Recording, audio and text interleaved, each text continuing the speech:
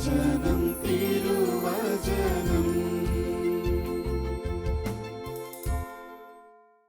The Lord.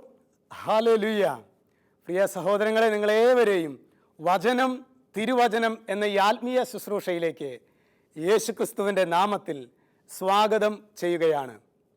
ഇന്നേ ദിവസം ഈ ശുശ്രൂഷയിൽ നാം പ്രത്യേകമായി പ്രാർത്ഥിക്കുന്നത് യേശുവിനെ ശക്തമായ വിധത്തിൽ പ്രഘോഷിക്കുന്ന എല്ലാ ചാനലുകളെയും, പ്രത്യേകമായി നമ്മുടെ ശാലോം, നമ്മുടെ നാട്ടിലുള്ള ശാലോം, ഗുഡ്നസ്, ഷെക്കീന ചാനലുകളൊക്കെ നമുക്ക് പ്രത്യേകമായിട്ട് ഓർക്കാം.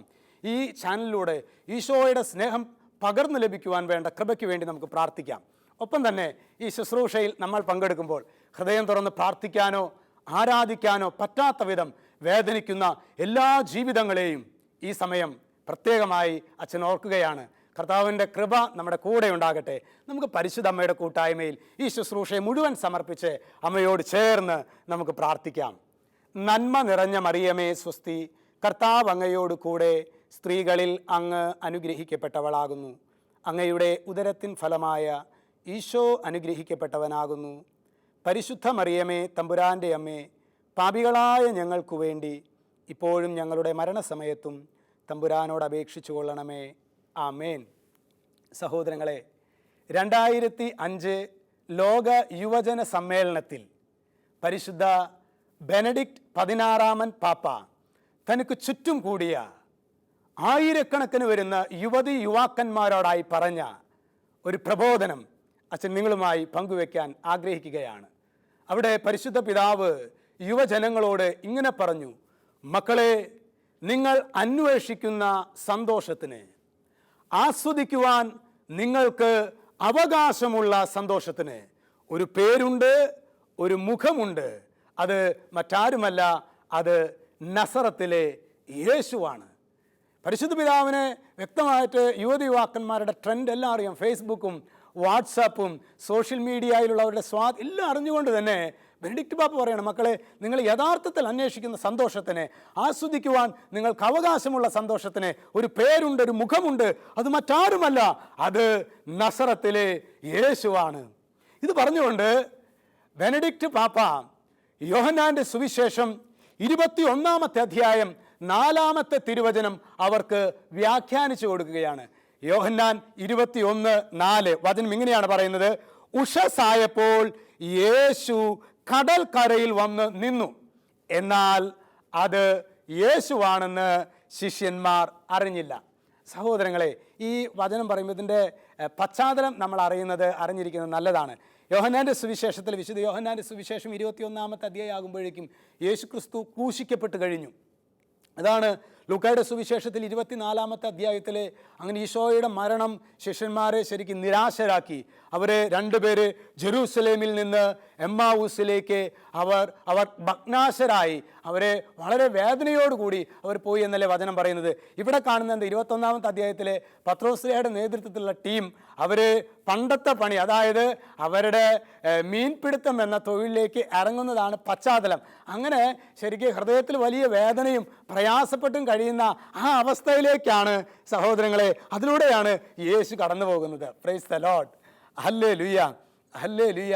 പ്രിയ സഹോദരങ്ങളെ, തുടർന്ന് പരിശുദ്ധ പിതാവ് തനിക്ക് ചുറ്റും കൂടിയിരിക്കുന്ന ആയിരക്കണക്കിന് വരുന്ന യുവതി യുവാക്കന്മാരോടായി ഇങ്ങനെ പറഞ്ഞു: മക്കളെ, ഈ കാലഘട്ടത്തിൻ്റെ ഏറ്റവും വലിയ തിന്മ നമ്മുടെ കൂടെ ആയിരിക്കുന്ന, നമ്മെ സഹായിക്കാനായി വെമ്പൽ കൊള്ളുന്ന നമ്മുടെ കർത്താവായ യേശുവിൻ്റെ സാന്നിധ്യം നാം തിരിച്ചറിയുന്നില്ല എന്നതാണ് ഈ കാലഘട്ടം നേരിടുന്ന ഏറ്റവും വലിയ വെല്ലുവിളി. അതല്ലേ സഹോദരങ്ങളെ, ഉഷസ്സായപ്പോൾ യേശു കടൽക്കരയിൽ വന്ന് നിന്നു, എന്നാൽ അത് യേശുവാണെന്ന് അവർ തിരിച്ചറിഞ്ഞില്ല.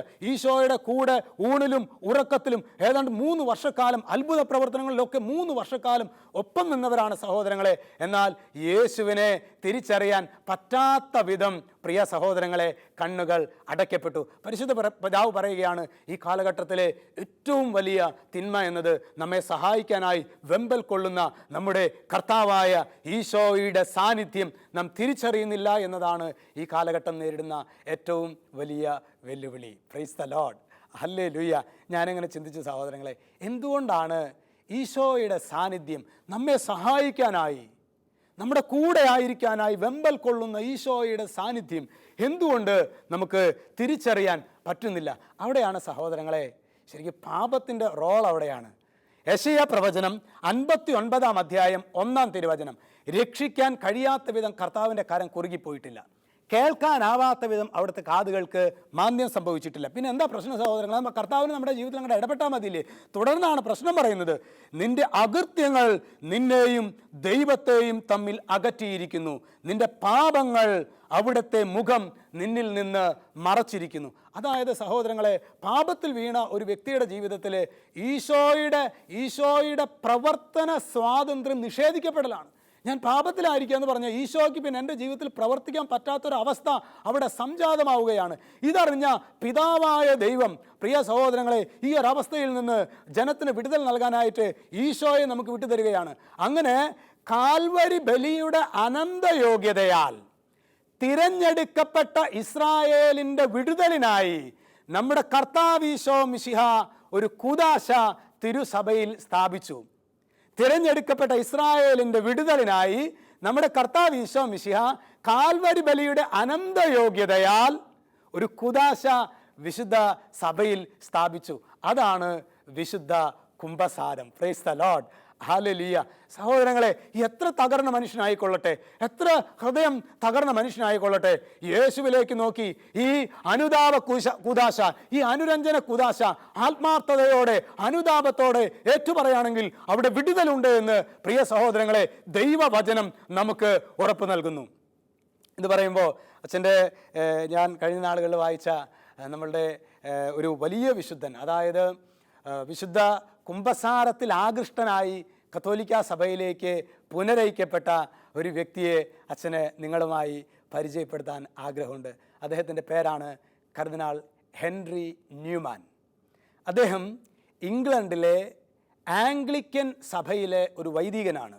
അദ്ദേഹത്തിന് ഡോക്ടറേറ്റ് ഉണ്ട്, അദ്ദേഹത്തിന് ആംഗ്ലിക്കൻ സഭയിലെ ഉന്നതമായ സ്ഥാനമാനങ്ങളുണ്ട്, ധാരാളം പൗണ്ട് ശമ്പളമുണ്ട്. ഇതൊക്കെയാണെങ്കിലും അദ്ദേഹം ആംഗ്ലിക്കൻ സഭയിലെ പുരോഹിതനാണ്. അദ്ദേഹത്തിന് കുംഭസാരം എന്ന കൂദാശയിൽ അദ്ദേഹത്തിന് വിശ്വാസമില്ല.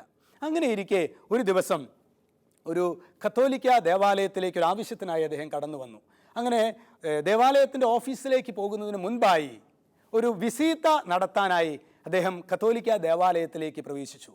അവിടെ സഹോദരങ്ങളെ അദ്ദേഹം ഒരു കാഴ്ച കണ്ടു. കരഞ്ഞു കലങ്ങിയ കണ്ണുകളും ഹൃദയത്തിൽ വലിയ നൊമ്പരവുമായി ഒരു യുവാവ് അതാ ആ കുംഭസാരക്കൂടിൻ്റെ അടുത്ത് അവൻ നിൽക്കുന്നു.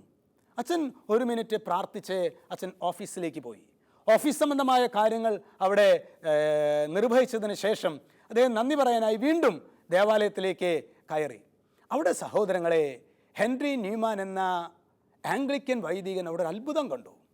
നേരത്തെ എത്രമാത്രം വേദനയോടും നിരാശയോടും കൂടിയിട്ടാണോ ആ യുവാവ് കുംഭസാരക്കൂടിൻ്റെ അടുത്ത് നിൽക്കുന്നത്, അതേ യുവാവ് ഇതാ അൾത്താരയുടെ മുൻപിൽ കരങ്ങൾ നീട്ടിപ്പിടിച്ച് വലിയ പ്രത്യാശയോടുകൂടി അൾത്താരയുടെ മുൻപിൽ ആ യുവാവ് പ്രാർത്ഥിക്കുന്നു. അച്ഛനെ സംബന്ധിച്ച് അതൊരു അത്ഭുതമായിരുന്നു. കാരണം എങ്ങനെയാണ് അല്പനേരം മുമ്പ്, ഏതാനും മിനിറ്റുകൾക്ക് മുമ്പ് വലിയ വേദനയിലും പ്രയാസത്തിലുമായിരുന്ന ഒരു മകൻ, ആ മകനിതാ അല്പം മിനിറ്റുകൾക്കകം തന്നെ അവൻ്റെ മുഖം വലിയ ചൈതന്യത്താൽ നിറയപ്പെട്ടിരിക്കുന്നു. അവൻ്റെ കണ്ണുകൾ തിളക്കം അച്ഛന് കാണാൻ സാധിച്ചു. ഏതാനും സമയങ്ങൾക്ക് ശേഷം അച്ഛൻ അവൻ്റെ അടുത്ത് ചെന്ന് അച്ഛൻ ചോദിച്ചു, സഹോദര, എന്ത് അത്ഭുതമാണ് നിങ്ങളുടെ ജീവിതത്തിൽ സംഭവിച്ചത്? എന്ത് അത്ഭുതമാണ് നിങ്ങളുടെ ജീവിതത്തിൽ സംഭവിച്ചത്? ആ യുവാവ് എഴുന്നേറ്റ് നിന്നു. അച്ഛനെ വലിയ സന്തോഷത്തോടു കൂടി അച്ഛനെ നോക്കി. എന്നിട്ട് ആ യുവാവ് ഹെൻറി ന്യൂമാൻ എന്ന ആംഗ്ലിക്കൻ പുരോഹിതനോട് പറഞ്ഞു, അച്ഛാ, യേശു ക്രിസ്തു വിശുദ്ധ കുംഭസാരത്തിലൂടെ എൻ്റെ പാപങ്ങൾ മോചിച്ചിരിക്കുന്നു. യേശു ക്രിസ്തു വിശുദ്ധ കുംഭസാരത്തിലൂടെ എൻ്റെ പാപങ്ങൾ മോചിച്ചിരിക്കുന്നു. ഞാൻ എന്തിനു ദുഃഖിക്കണം? കുംഭസാരത്തിൽ വിശ്വാസമില്ലാതിരുന്ന ഹെൻറി ന്യൂമാൻ എന്ന വൈദികന്, പ്രിയ സഹോദരങ്ങളെ, ഈ ഒരു സംഭവം വലിയ ഒരു അനുഭവമായി അദ്ദേഹം തീരുമാനമെടുത്തു. എനിക്ക് കുംഭസാരിക്കണം, എനിക്കും കുംഭസാരിപ്പിക്കണം. അങ്ങനെ കുംഭസാരമുള്ള കത്തോലിക്ക സഭയിലേക്ക് അദ്ദേഹം പുനരയിക്കപ്പെടുന്നത് ചരിത്രത്തിൻ്റെ ഭാഗമാണ്. പിന്നീട് കത്തോലിക്ക സഭ അദ്ദേഹത്തെ പിന്നീട് കർദിനാളായിട്ടൊക്കെ ഉയർത്തുന്നുണ്ട്. സഹോദരങ്ങളെ, കത്തോലിക്ക സഭയിലേക്ക് പുനരയിക്കപ്പെട്ട അദ്ദേഹം വിശുദ്ധ കുമ്പസാരത്തിൻ്റെ ശ്രേഷ്ഠത മനസ്സിലാക്കിയ അദ്ദേഹം കുമ്പസാരത്തെക്കുറിച്ച് മനോഹരമായ ഒരു പുസ്തകം എഴുതി. ആ പുസ്തകത്തിൻ്റെ പേരാണ് കുമ്പസാരക്കൂട്ടിലെ അത്ഭുതം.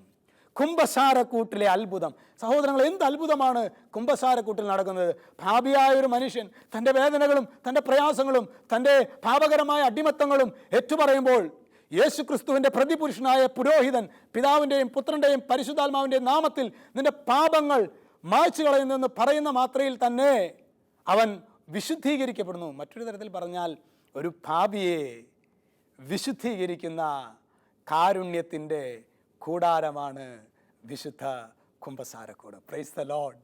Hallelujah, hallelujah, hallelujah. അങ്ങനെയെങ്കിലും സഹോദരങ്ങളെ, നമ്മുടെ ജീവിതത്തിൽ എന്തുകൊണ്ടാണ് ഈ അത്ഭുതം, കുമ്പസാരക്കൂട്ടിലെ അത്ഭുതം നമ്മുടെ ജീവിതത്തിൽ എന്തുകൊണ്ടാണ് സംഭവിക്കാത്തത്? ഞാൻ പലപ്പോഴും പലരോടും വളരെ കത്തോലിക്ക ജീവിതം നയിക്കുന്നു എന്ന് നമുക്ക് തോന്നുന്ന പലരോടും ഞാൻ സഹോദരങ്ങളെ ചോദിച്ചിട്ടുണ്ട്. പലപ്പോഴും അവർ വളരെ ആത്മാർത്ഥമായിട്ട് പറയുന്നത്, അച്ഛാ ഇങ്ങനെ കുമ്പസാരിക്കണ്ടേ, എല്ലാ മാസവും കുമ്പസാരിക്കണം എന്നുള്ള ഒരു ആവലാതി കൊണ്ടാണ് ചിലപ്പോഴെങ്കിലും ഞങ്ങൾ കുമ്പസാരിക്കാറുള്ളത്. സഹോദരങ്ങൾ, ഒരു പക്ഷേ ഈ കുമ്പസാരത്തെക്കുറിച്ച് ചിലപ്പോൾ ഏതാനും ചില തെറ്റിദ്ധാരണകളൊക്കെ ആയിരിക്കാം നമുക്ക് ഈ കുമ്പസാരം എന്ന കൂദാശ നമ്മുടെ ജീവിതത്തിൽ അത്ഭുതമായി തീരാത്തത്. ഇതിനെക്കുറിച്ചിട്ടുള്ള ചില തെറ്റിദ്ധാരണകൾ പ്രിയ സഹോദരങ്ങളെ നമ്മുടെ ജീവിതത്തിൽ ഈ കൂദാശയുടെ അഭിഷേകം സ്വീകരിക്കാനായിട്ട് നമ്മെ തടസ്സപ്പെടുത്തും. ഏതാനും വർഷങ്ങൾക്ക് മുൻപ് ഒരു ദേവാലയത്തിൽ ശുശ്രൂഷയ്ക്ക് പോയി. അവിടുത്തെ വികാരിച്ചൻ ഉച്ചനേരത്ത് അവിടുത്തെ കുറച്ച് യുവാക്കന്മാർക്ക് വേണ്ടി ഒരു ശുശ്രൂഷ ചെയ്യാനായിട്ട് ആവശ്യപ്പെട്ടു. ഞാനൊരു സഹോദരങ്ങളെ അപ്പോൾ ഒരു ഫൊറോനയിലെ ഒരു ശുശ്രൂഷയായിരുന്നു. അപ്പോൾ ഒരു 250 യുവതി യുവാക്കന്മാർക്ക് വേണ്ടി ഉച്ച ഒരു സമയമുണ്ട്, ഒരു 10 മുതൽ ഒരു 12 വരെയൊക്കെയുള്ള ഒരു സമയം, ഏതാണ്ട് 2 മണിക്കൂറുള്ള സമയമാണ്. അങ്ങനെ അവർക്ക് വേണ്ടി കുറച്ച് പ്രാർത്ഥനയും കാര്യങ്ങളൊക്കെ ചെയ്തു. അതിനുശേഷം ഞാൻ അവരോട് പറഞ്ഞു, നിങ്ങൾക്ക് എന്തെങ്കിലും സംശയമൊക്കെ ഉണ്ടെങ്കിൽ നിങ്ങൾക്ക് ചോദിക്കാം, അച്ഛൻ അറിയാവുന്നതാണെങ്കിൽ അച്ഛനിപ്പോൾ പറഞ്ഞു തരാമെന്ന് പറഞ്ഞു. അങ്ങനെ സഹോദരങ്ങളെ, അപ്പോൾ 1-2 പേരൊക്കെ ചോദിച്ചു. അതിനുശേഷം ഒരു യുവാവ് ചോദിച്ച ചോദ്യം ഞാനിപ്പോഴും ഓർക്കുന്നുണ്ട്. അവൻ, അച്ഛാ എനിക്ക് കുമ്പസാരവുമായിട്ട് ബന്ധപ്പെട്ട് 1-2 കാര്യങ്ങളാണ്. ഞാൻ പറഞ്ഞു, അവൻ ചോദിച്ചോളാൻ പറഞ്ഞു. അവൻ ഒന്നാമത്തെ ചോദ്യം ഇതാണ്, അച്ഛാ കുമ്പസാരിക്കണമെന്ന് ബൈബിളിൽ പറഞ്ഞിട്ടുണ്ടോ? കഴിഞ്ഞില്ല. രണ്ടാമത്തെ, വൈദികർക്ക് പാപമോചന അധികാരമുണ്ടോ? കഴിഞ്ഞിട്ടില്ല. മൂന്നാമതായിട്ട് വീണ്ടും ഒന്നുകൂടിയുണ്ട്, അച്ഛാ പഠിപ്പില്ലാത്ത ഒരു വ്യക്തി പഠിപ്പുള്ള ഒരു വ്യക്തിയുടെ അടുക്കിലേക്ക് പോകും. പാപിയായൊരു മനുഷ്യൻ ഒരു വിശുദ്ധൻ്റെ അടുക്കിലേക്ക് പോകും. അച്ഛാ പാപിയായ ഞാൻ വേറൊരു പാപിയായ വൈദികൻ്റെ അടുത്ത് പോയി കുമ്പസാരിക്കേണ്ട കാര്യം എന്താ? സഹോദരങ്ങൾ, 3 ചോദ്യങ്ങളാണ്. പ്രിയപ്പെട്ടവരെ, ഒരു പക്ഷേ നമ്മുടെ ജീവിതത്തിൽ ഈ കൂദാശ നമ്മൾ വേണ്ടത്ര സ്വീകരിക്കുന്നില്ല എങ്കിൽ, അല്ലെങ്കിൽ നമ്മുടെ മക്കളൊക്കെ യുവതി യുവാക്കന്മാരൊക്കെ പലപ്പോഴും ഈ കൂദാശയിൽ നിന്നൊക്കെ അകന്നു പോകുന്നുണ്ടെങ്കിൽ, പ്രിയ സഹോദരങ്ങളെ, ചില തെറ്റായ ബോധ്യങ്ങൾ ഒരു പക്ഷേ സാത്താൻ നമ്മിലും പ്രിയപ്പെട്ടവരിലും ഒക്കെ ഇഞ്ചക്റ്റ് ചെയ്ത് വെച്ചിട്ടുണ്ടായിരിക്കാം. ഈ യുവാവ് നമ്മുടെയൊക്കെ പ്രതീകമാണ്. ഞാൻ അവനോട് സ്നേഹത്തോടെ മോനെ ഇരിക്കാൻ പറഞ്ഞു. എന്നിട്ട് ചോദിച്ചു, എടാ മക്കളെ യേശു പാപം മോചിച്ചിട്ടുണ്ടോ? യേശു പാപം മോചിച്ചിട്ടുണ്ടോ? അപ്പോൾ അവർ അങ്ങോട്ടും ഇങ്ങോട്ടൊക്കെ നോക്കി, യേശു പാപമൊക്കെ മോചിച്ചിട്ടുണ്ടെന്ന് പറഞ്ഞു. അതിൻ്റെ സഹോദരനെ ഞാനൊന്ന് പെട്ടെന്ന് പറയുകയാണത് മർക്കോസിൻ്റെ സുവിശേഷത്തിലെ 2-ാമത്തെ അധ്യായം. അവിടെ തളർവാദ രോഗിയായ ഒരു മനുഷ്യനെ നമ്മൾ കാണുന്നുണ്ട്. തളർവാദ രോഗിയായ മനുഷ്യനെ യേശുവിൻ്റെ അടുക്കലേക്ക് അവൻ്റെ സ്നേഹിതരെ കട്ടിലിലൂടെ എടുത്തുകൊണ്ട് പോകുന്നുണ്ട്. അങ്ങനെ യേശുവിൻ്റെ അടുക്കലേക്ക് എത്താൻ പറ്റുന്നത് അത്രമാത്രം തിരക്കാണ്. എന്ത് ചെയ്തു? മേൽക്കൂര പൊളിച്ച് കട്ടിലിലൂടെ ഈ രോഗിയെ, തളർവാദക്കാരനായ രോഗിയെ യേശുവിൻ്റെ അടുക്കലേക്ക് കൊണ്ടുവരികയാണ്.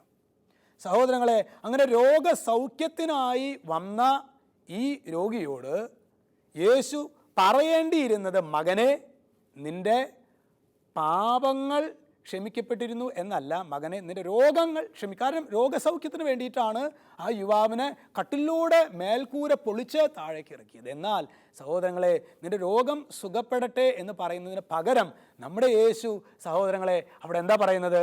അവിടെ 2-ാമത്തെ അധ്യായം വിശുദ്ധ മർക്കോസ് ശ്ലീഹായുടെ സുവിശേഷം 2:5 അവിടെ വചനം പറയാണ്, മകനെ നിൻ്റെ പാപങ്ങൾ ക്ഷമിക്കപ്പെട്ടിരിക്കുന്നു. മകനെ നിൻ്റെ പാപങ്ങൾ ക്ഷമിക്കപ്പെട്ടിരിക്കുന്നു. സഹോദരങ്ങളെ, പാപങ്ങൾ ക്ഷമിക്കപ്പെട്ടു എന്ന് പറഞ്ഞ മാത്രയിൽ സഹോദരങ്ങളെ കാലങ്ങളായിട്ടുള്ള അവൻ്റെ രോഗത്തിൻ്റെ കെട്ടുകൾ അഴിയുകയാണ്.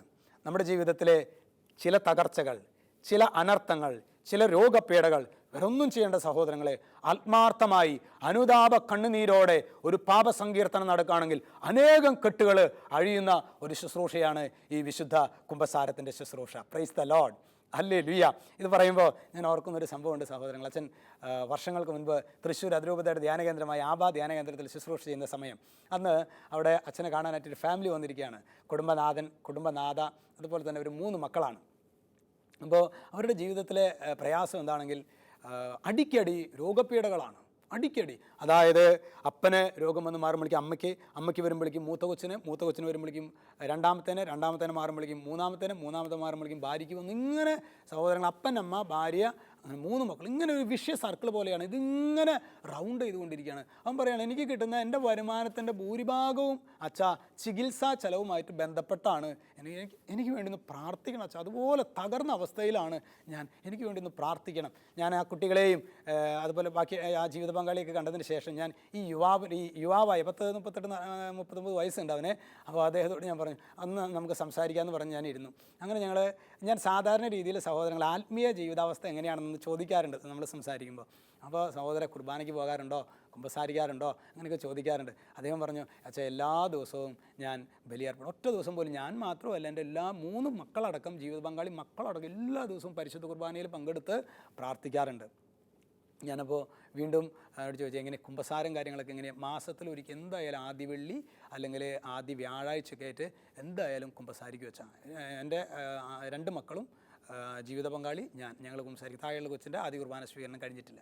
അങ്ങനെ അപ്പോൾ അത് പിന്നെ കുടുംബ പ്രാർത്ഥന എങ്ങനെയാണ്, കുടുംബ പ്രാർത്ഥന പറഞ്ഞു മക്കളടക്കം 3 മക്കളടക്കം ഏതാണ്ട് 45 മിനിറ്റ് എടുക്കും ഞങ്ങൾ കുടുംബ പ്രാർത്ഥന. 45 മിനിറ്റ് മുട്ടുമ്പോൾ നിന്ന് ഞങ്ങൾ കുടുംബ പ്രാർത്ഥനയിൽ പ്രാർത്ഥിക്കും. നോക്കൂ സഹോദരങ്ങളെ, അതായത് പിന്നെ വചന ശുശ്രൂഷകൾ, ധ്യാന ശുശ്രൂഷകൾ, ഇടവപ്പള്ളിയിൽ വരുന്ന വാർഷിക ധ്യാനം, ഇതിലെല്ലാം റെഗുലറായിട്ട് പങ്കെടുക്കുന്ന കുടുംബം.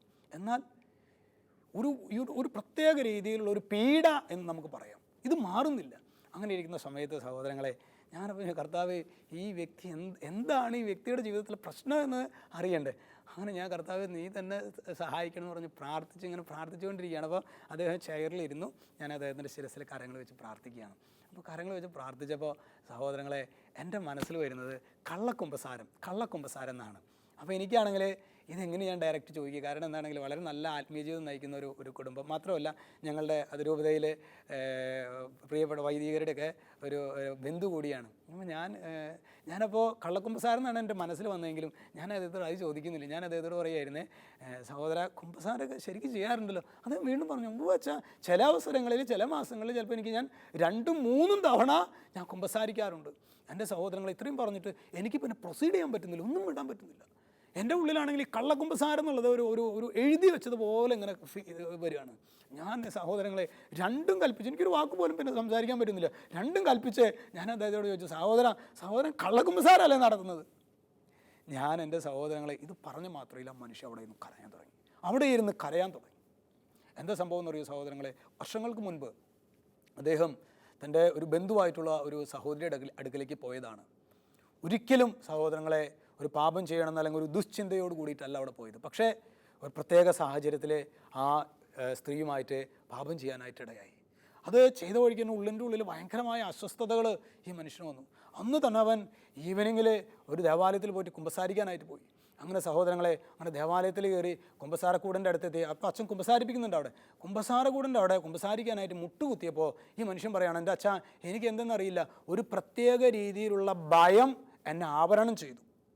ഇത് മാത്രം ഞാൻ പറഞ്ഞില്ല, ഇത് കുമ്പസാരിക്കാനാണ് ഞാൻ പോയത്, ഇത് മാത്രം പറഞ്ഞില്ല, വേറെ എന്തൊക്കെയോ പറഞ്ഞ് ഞാൻ അവിടെ നിന്ന് എഴുന്നേറ്റു. സഹോദരങ്ങളെ, പിറ്റേ ദിവസം കാലത്ത് ഇത് ചെയ്യാൻ തന്നെ ഏറ്റു, കുമ്പസാരിക്കാൻ തന്നെ ഏറ്റു, വീണ്ടും പോവാണ്. പിറ്റേ ദിവസം കാലത്ത് നടന്നില്ല. അന്ന് ഈവനിങ്ങിൽ വീണ്ടും പോയി. പ്രിയ സഹോദരങ്ങളെ, അദ്ദേഹത്തിന് ഈ പാപം മാത്രം ഏറ്റു പറയാൻ പറ്റില്ല. തുടർന്ന് വർഷങ്ങളായി അദ്ദേഹം കുമ്പസാരിക്കുന്നുണ്ട്, ഇത് മാത്രം ഏറ്റു പറഞ്ഞിട്ടില്ല. ഞാൻ അദ്ദേഹത്തോട് ചോദിച്ചു, സഹോദര, ഈ സംഭവം നടന്നിട്ട് ഏതാണ്ട് എത്ര വർഷമായി എന്ന് ചോദിച്ചു. അദ്ദേഹം പറഞ്ഞു, ഏതാണ്ട് 9 വർഷമായിട്ടുണ്ട് അച്ഛാന്ന് പറഞ്ഞു. ഞാൻ പറഞ്ഞു, ഈ രോഗങ്ങൾ നിങ്ങളുടെ കുടുംബത്തിൽ ഒന്നിനു പുറകെ ഒന്നായിട്ട് അസ്വസ്ഥപ്പെടുന്ന രോഗങ്ങൾ കടന്നു വന്നിട്ട് എത്ര വർഷമായെന്ന് ചോദിച്ചു. അപ്പോൾ അത് ഏതാണ്ട് 9 വർഷമൊക്കെ തന്നെ ആയിട്ടുണ്ട് എന്ന് അദ്ദേഹം പറയാനായിട്ടിടയായി. ഞാൻ പറഞ്ഞു, സഹോദരൻ ഇനി വേറെ ഒന്നും ചെയ്യേണ്ട, സഹോദരൻ കൗൺസിലിംഗ് ഇതൊന്നും വേണ്ട സഹോദരന്. ഞങ്ങളുടെ അവിടെ അന്ന് ധ്യാന കേന്ദ്രത്തിൽ പരിശുദ്ധ കുർബാന എഴുന്നള്ളിച്ച് വയ്ക്കുകയായിരുന്നു. ഞാൻ പറഞ്ഞു, അവിടെ മുകളിൽ പോയിട്ട് പരിശുദ്ധ കുർബാനയുടെ മുന്നിൽ മുട്ടുകുത്തി കർത്താവിൻ്റെ കരുണയ്ക്ക് വേണ്ടി പ്രാർത്ഥിക്കുക. തൊട്ട അടുത്ത് ഞങ്ങളുടെ വയസ്സായ അച്ഛന്മാർ, തൃശ്ശൂർ അതിരൂപതയുടെ വയസ്സായ അച്ഛന്മാർ താമസിക്കുന്ന ഒരു വിയാനി ഭവൻ എന്ന് പറഞ്ഞൊരു പ്രീസ്റ്റ് ഹോം ഉണ്ട്. അതിനുശേഷം 1 മണിക്കൂർ പ്രാർത്ഥിച്ചതിന് ശേഷം അവിടെ പോയിട്ട് നല്ലൊരു കുമ്പസാരം നടത്തുക. കർത്താവ് സഹോദരനെ സഹായിച്ചോളും. എൻ്റെ സഹോദരങ്ങളെ അദ്ദേഹം ജീവിത പങ്കാളിയെയും മക്കളെയും ഒരു ഓട്ടോയിൽ കയറ്റി വിട്ടു. അങ്ങനെ ഞാൻ എപ്പോഴും ഓർക്കുന്നുണ്ട്, എൻ്റെ റൂമിൻ്റെ തൊട്ടപ്പുറത്താണ് ചാപ്പൽ. ഈ മനുഷ്യ ഏതാണ്ട് ഒരു മണിക്കൂറോളം സമയം സഹോദരങ്ങളെ കണ്ണുനീരോടുകൂടി കർത്താവേ എൻ്റെ മേൽ കരുണയായിരിക്കണമേ, കർത്താവേ എൻ്റെ മേൽ കരുണയായിരിക്കണമേ എന്ന് പറഞ്ഞ് പ്രാർത്ഥിക്കുന്നത് സഹോദരങ്ങളെ ഇപ്പോഴും എൻ്റെ ഓർമ്മയിലുണ്ട്. അങ്ങനെ ശരിക്കും ഈ മനുഷ്യൻ കുമ്പസാരത്തിന് പോയി എനിക്ക് തോന്നുന്നു ഏതാണ്ട് 45 മിനിറ്റ് സമയമെടുത്ത് അദ്ദേഹം കുമ്പസാരിച്ച് അദ്ദേഹം വീണ്ടും അച്ഛൻ്റെ അടുക്കിലേക്ക് വന്നു. എൻ്റെ അടുക്കിലേക്ക് വന്ന് അങ്ങനെ ഈ മനുഷ്യൻ ശരിക്കും ഞാൻ മനസ്സറിഞ്ഞ് പ്രാർത്ഥിച്ച് കർത്താവെ സഹായിക്കണമെന്ന് പറഞ്ഞ് പ്രാർത്ഥിച്ച് അനുഗ്രഹിച്ച് വിട്ടു. കുമ്പസാരത്തിന് ശേഷം ഒരു 5-6 മാസങ്ങൾക്ക് ശേഷം അദ്ദേഹത്തെ വീണ്ടും കാണാനായിട്ട് ഇടയായി. ഞാൻ ആദ്യം ചോദിച്ചു, സഹോദര ഇപ്പം എങ്ങനെയുണ്ട്, രോഗാവസ്ഥയും കാര്യങ്ങളൊക്കെ എങ്ങനെയുണ്ട്? അദ്ദേഹം പറഞ്ഞെന്താണെന്ന് അറിയാം സഹോദരങ്ങളെ, എൻ്റെ അച്ഛ അന്നത്തെ ആ കുമ്പസാരത്തിന് ശേഷം പിന്നെ ഇന്ന് വരെ എനിക്ക് എൻ്റെ വീട്ടിൽ ഒരു കാലിപ്പോൾ, ഒരു പനിയുടെ ഗുളിക പോലും എനിക്ക് മേടിക്കേണ്ടി വന്നിട്ടില്ല. Price the lord. Hallelujah, hallelujah, hallelujah. നോക്കൂ സഹോദരങ്ങളെ, കുമ്പസാരത്തിലൂടെ നമുക്ക് ലഭിക്കുന്ന ദൈവ കൃപ, പ്രിയ സഹോദരങ്ങളെ, സാത്താൻ ഇന്ന് നമ്മളിൽ നിന്ന് മാറ്റി നിർത്തിയേക്കല്ലേ. നമുക്കതിനെക്കുറിച്ച് ചിന്തിക്കാൻ പോലും പറ്റാത്ത വിധത്തിൽ സഹോദരൻ, നന്നായിട്ട് കുമ്പസാരിക്കാൻ പോലും പറ്റാത്ത വിധത്തിൽ പിശാച് ഇന്ന് ബന്ധിച്ചിട്ടുണ്ടെങ്കിൽ സഹോദരങ്ങളെ, ഇന്ന് പ്രാർത്ഥിക്കേണ്ട ദൈവമേ ഞങ്ങൾക്ക് നന്നായിട്ട് കുമ്പസാരിക്കാനായിട്ടുള്ള ആഗ്രഹം നൽകണമേ. പരിശുദ്ധാത്മാവേ ആഴമായ പാപബോധം നൽകണമേ. പരിശുദ്ധാത്മാവേ കുമ്പസാരത്തെക്കുറിച്ച് ഏതെങ്കിലുമൊക്കെ തെറ്റായ ധാരണകൾ ഉണ്ടെങ്കിൽ അത് നീക്കി തരണമേ എന്നാണ് നമ്മൾ പ്രിയ സഹോദരങ്ങളെ ശുശ്രൂഷയിൽ നമ്മൾ ആത്മാർത്ഥമായിട്ട് പ്രാർത്ഥിക്കേണ്ടത്. രണ്ടാമത്തെ കാര്യം എന്താണെങ്കിൽ ഈ വൈദികർക്ക് ഇതിനുള്ള അധികാരം ഉണ്ടോ എന്നുള്ളതാണ്. സഹോദരങ്ങളെ, മത്തായിയുടെ സുവിശേഷത്തിലെ 16-ാമത്തെ അധ്യായത്തിലെ പത്രോസിൻ്റെ വിശ്വാസ പ്രഖ്യാപനം, അവിടെ പത്രോസ് ലീഹായോട് പറയുകയാണ്, ഞാൻ നിന്നോട് പറയുന്നു, നീ പത്രോസാണ്, ഈ പാറമേൽ എൻ്റെ സഭ ഞാൻ സ്ഥാപിക്കും. ഈ പത്രോസാകുന്ന പാറമേൽ എൻ്റെ സഭ ഞാൻ സ്ഥാപിക്കും. നരക കവാടങ്ങൾ അതിനെതിരെ പ്രബലപ്പെടുകയില്ല. സ്വർഗത്തിൻ്റെ താക്കോൽ എന്നിട്ട് പറയുകയാണ്, നീ ഭൂമിയിൽ കെട്ടുന്നതെല്ലാം സ്വർഗത്തിലും കെട്ടപ്പെട്ടിരിക്കും, നീ ഭൂമിയിൽ അഴിക്കുന്നതെല്ലാം സ്വർഗത്തിലും അഴിക്കപ്പെട്ടിരിക്കും. ഇതിനേക്കാളും മനോഹരമായ വിധത്തിൽ സഹോദരങ്ങളെ, യോഹന്നാൻ്റെ സുവിശേഷത്തിലെ 20-ാമത്തെ അധ്യായത്തിലെ 22, 23 തിരുവചനങ്ങൾ, അവിടെ നമ്മൾ കാണുന്നത് യേശു ഉത്ഥാനം ചെയ്ത യേശു ആദ്യമായിട്ട് ശിഷ്യന്മാർക്ക് പ്രത്യക്ഷപ്പെട്ട് കൊടുക്കുന്ന ദൗത്യമാണ്, അവർക്ക് കൊടുക്കുന്ന ദൗത്യമാണ്, നിങ്ങൾ പരിശുദ്ധാത്മാവിനെ സ്വീകരിക്കുന്നു. എന്നിട്ട് പറയാണ്, നിങ്ങൾ ആരുടെ പാപങ്ങൾ ക്ഷമിക്കുന്നുവോ അവ അവരോട് ക്ഷമിക്കപ്പെട്ടിരിക്കും, നിങ്ങൾ ആരുടെ പാപങ്ങൾ ബന്ധിക്കുന്നുവോ അവ ബന്ധിക്കപ്പെട്ടു. നോക്കൂ സഹോദരങ്ങളെ, വളരെ കോൺക്രീറ്റ് ആയിട്ടാണ് നമ്മുടെ യേശു പറയുന്നത്. യേശു ശിഷ്യന്മാർക്ക് ദൗത്യം കൊടുത്തുകൊണ്ട് പറയാണ്, നിങ്ങൾ ആരുടെ പാപങ്ങൾ ക്ഷമിക്കുന്നുവോ ക്ഷമിക്കപ്പെട്ടിരിക്കും, ആരുടെ പാപങ്ങൾ ബന്ധിക്കുന്നുവോ അവ ബന്ധിക്കപ്പെട്ടിരിക്കും. സഹോദരങ്ങളെ, നേരിട്ട് പറയാനല്ല നമ്മുടെ കർത്താവ് പറയുന്നത്, അത് ഒരു മാധ്യമത്തിലൂടെ, വിശുദ്ധ കുംഭസാരം എന്ന ഒരു മാധ്യമത്തിലൂടെ പറയണമെന്നാണ് സ്വർഗം ആഗ്രഹിക്കുന്നത്. അവസാനമായിട്ട് സഹോദരങ്ങളെ, ഇത് യുവജന മതബോധന ഗ്രന്ഥം, ഇതിൽ 150-ാമത്തെ ഖണ്ഡിക പറഞ്ഞുകൊണ്ട് ഈ ശുശ്രൂഷ നമ്മൾ അവസാനിപ്പിക്കുകയാണ്. അവിടെ ഒരു ചോദ്യം എങ്ങനെയാണ്, സഭയ്ക്ക് യഥാർത്ഥത്തിൽ പാപങ്ങൾ പൊറുക്കുവാൻ സാധിക്കുമോ? സഭയ്ക്ക് യഥാർത്ഥത്തിൽ പാപങ്ങൾ പൊറുക്കുവാൻ സാധിക്കുമോ? അതിന് ഉത്തരം കൊടുക്കുന്നത് ഇങ്ങനെയാണ്, സാധിക്കും. യേശു പാപങ്ങൾ പൊറുക്കുക മാത്രമല്ല ചെയ്തത്, മനുഷ്യരെ അവരുടെ പാപങ്ങളിൽ നിന്ന് വിമോചിപ്പിക്കാനുള്ള ദൗത്യവും അധികാരവും സഭയ്ക്ക് നൽകുക കൂടി ചെയ്തു. എന്നിട്ട് പറയാണ്, വൈദികന്റെ ശുശ്രൂഷയിലൂടെ അനുതപിക്ക് ദൈവത്തിൽ നിന്ന് മാപ്പ് കിട്ടുന്നു. അവൻ്റെ കുറ്റം ഒരിക്കലും ഇല്ലാതിരുന്ന വിധത്തിൽ മായ്ച്ചു കളയപ്പെടുന്നു. അവൻ്റെ കുറ്റം ഒരിക്കലും ഇല്ലാതിരുന്ന വിധത്തിൽ മായ്ച്ചു കളയപ്പെടുന്നു. നോക്കൂ സഹോദരങ്ങളെ, ഇത് ശരിക്കും തിരുസഭയെ ഏൽപ്പിച്ചിട്ടുള്ള വലിയ ഒരു ദൗത്യമാണ് സഹോദരങ്ങളെ, വിശുദ്ധ കുംഭസാരം. ഈ കുംഭസാരത്തെക്കുറിച്ച് ഏതെങ്കിലുമൊക്കെ തെറ്റായ ധാരണകൾ നമ്മുടെ ഉള്ളിൽ കടന്നു വന്നിട്ടുണ്ടെങ്കിൽ നമുക്ക് ആത്മാർത്ഥമായിട്ട് നമുക്ക് മാപ്പ് ചോദിക്കാം. 1 യോഹന്നാൻ 1:9, എന്നാൽ നാം പാപങ്ങൾ ഏറ്റുപറയുന്നുവെങ്കിൽ അവൻ വിശ്വസ്തനും നീതിമാനുമാകയാൽ പാപങ്ങൾ ക്ഷമിക്കുകയും എല്ലാ അനീതികളിൽ നിന്ന് നമ്മെ എത്രമാത്രം ഘോരമായിക്കൊള്ളട്ടെ സഹോദരങ്ങളെ, നമ്മുടെ ജീവിതത്തിന് അത്ഭുതകരമായ വിടുതൽ നൽകാനായിട്ട് ഈ ഖുദാശയ്ക്ക് സാധിക്കും. നമുക്കൊരു നിമിഷം പ്രാർത്ഥിക്കാം. കർത്താവായ യേശുവേ, വിശുദ്ധ കുംഭസാരം അത് ഞങ്ങളുടെ വിടുതലിനായി നൽകിയ കൂദാശയാണല്ലോ. കർത്താവെ, ഈ കൂദാശയെ അവഗണിച്ച് തിരഞ്ഞെടുക്കപ്പെട്ട ഇസ്രായേൽ സഭാ മക്കൾ എന്തൊക്കെ ചെയ്താലും അതൊന്നും വേണ്ട വിധത്തിൽ അനുഗ്രഹദായകമാകുകയില്ല എന്ന് തിരിച്ചറിയുവാൻ ഞങ്ങളെ സഹായിക്കണമേ. സാത്താൻ ഏതെങ്കിലുമൊക്കെ തെറ്റായ പ്രബോധനങ്ങൾ ഈ കൂദാശ യോഗ്യതയോടെ സ്വീകരിക്കുവാൻ ഞങ്ങളിൽ വർഷിച്ചിട്ടുണ്ടെങ്കിൽ കർത്താവ് അതെല്ലാം അവിടുത്തെ തിരുരക്തത്താൽ കഴുകപ്പെടട്ടെ. അവിടുത്തെ പുത്രനായ യേശുവിൻ്റെ രക്തം എല്ലാ പാപങ്ങളിൽ നിന്നും നമ്മെ ശുദ്ധീകരിക്കുന്നു. ഈശോയുടെ വലിയ കൃപ നാം ഓരോരുത്തർക്കും വിശുദ്ധ കുംഭസാരത്തിലൂടെ അനുഭവിക്കുവാൻ ഇടയാകട്ടെ. രക്ഷിതാവായ യേശുക്രിസ്തുവിൻ്റെ നാമത്തിൽ, വചനത്തിൻ്റെ അധികാരത്തിൽ, വിശുദ്ധ കുരിശിൻ്റെ അടയാളത്തിൽ ഈ ശുശ്രൂഷയിൽ പങ്കെടുക്കുന്ന ഓരോ മക്കളെയും മുദ്ര ചെയ്യുന്നു, ഇപ്പോഴും എപ്പോഴും എന്നേക്കും. ആമേൻ.